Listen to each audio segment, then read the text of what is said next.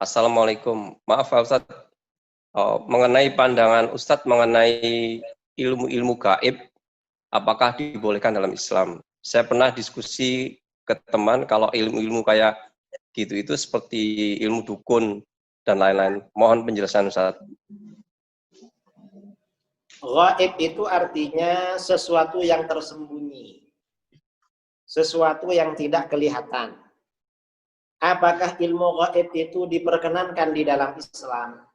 Ada ilmu gaib, sesuatu yang tersembunyi itu dapat diraba, diketahui melalui rekayasa teknologi. Misalnya sekarang ini kalau ada orang hamil, lalu dibawa ke rumah sakit, kemudian dilakukan USG, itu kan untuk mengetahui perkara gaib. Maka itu tidak apa-apa. Misalnya ingin mengetahui kesehatan janin, atau janinnya itu, bayinya itu laki-laki atau perempuan, itu gak apa-apa.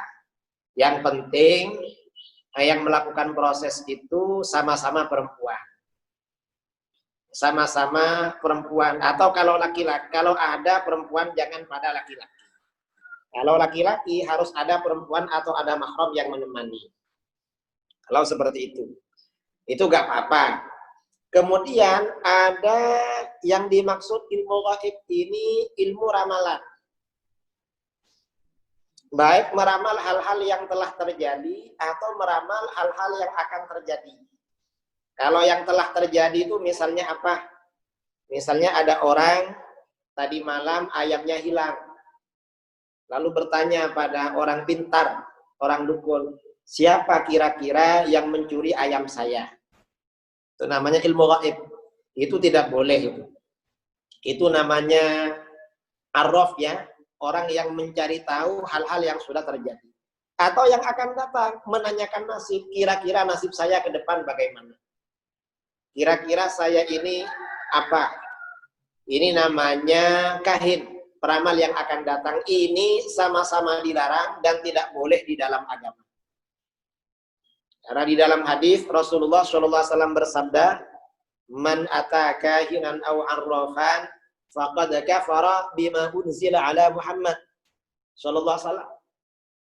Man ataka kahinan aw arrafan fasaddaqahu bima yaqul. Barang siapa yang mendatangi pada peramal masa lalu atau peramal yang akan datang, lalu dia percaya pada apa yang dikatakan, maka dia telah kafir pada apa yang diturunkan kepada baginda Nabi Muhammad SAW. Dalam riwayat lain, lam tuqbal lahu salatun arba'ina yauman. Maka orang tersebut tidak akan diterima sholatnya selama 40 hari. Nah, kalau yang dimaksud perkara gaib seperti itu hukumnya tidak boleh. Ini cerita. Dan ini ilmu perkara gaib seperti ini kadang menggunakan ilmu primbon. Kalau di Jawa itu di daerah kita ya, entah daerah lain itu namanya primbon. Ini cerita ya. Pada masa Sayyidina Ali bin Abi Thalib karramallahu wajhah, masa Sayyidina Ali. Ada Sayyidina Ali akan memerangi orang-orang Khawarij. Akan berangkat ketika waktu panas, terik matahari. Ketika akan berangkat, ada salah seorang anggota pasukan beliau berkata, "Ya Amirul Mukminin, ara alla tadhhaba bina al-an." Hai Amirul Mukminin, menurut hemat saya sebaiknya Tuan tidak berangkat sekarang bersama kami. Sebaiknya kita nggak berangkat sekarang. Sayyidina Ali tanya, "Loh kenapa kalau berangkat sekarang?" Innaka in dhahabta bina al-an lahiqaka wa lahiqu ashabaka dhurrun syadid. Kalau Tuan berangkat sekarang, maka Tuan dan tentara Tuan akan kalah. Akan banyak tentara yang jadi korban. Lalu Sayyidina Ali bertanya, "Apa dasar kamu bilang begitu?" Kata anak buahnya itu, "Ini hasil ramalan saya, Amir Mukminin." Kata Sayyidina Ali, "Ramalan kamu tidak berlaku. Dulu Rasulullah SAW akan berangkat perang, gak ikut ramalan. Dan ramalan kamu pasti salah. Kalau gak percaya, kamu ingat, nanti tentara musuh yang hidup tidak akan melebihi jumlah hitungan jari. Gak lebih dari 10. Dan tentara saya yang mati, yang jadi korban, tidak lebih dari jumlah hitungan jari. Gak lebih dari 10. Dan nanti setelah perang, kalau kamu masih memakai ilmu ini, kamu saya penjara. Kamu tidak akan mendapat bantuan dari negara. Tidak dapat tunjangan. Akhirnya apa? Sayyidina Ali berangkat perang. Setelah perang, Sayyidina Ali diberi kemenangan luar biasa.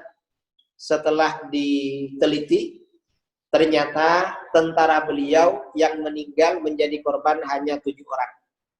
Sementara tentara Khawarij, orang-orang Khawarij yang hidup tinggal 7 orang, semuanya mati. Nah, ini artinya apa? Ilmu seperti ini tidak boleh dilakukan.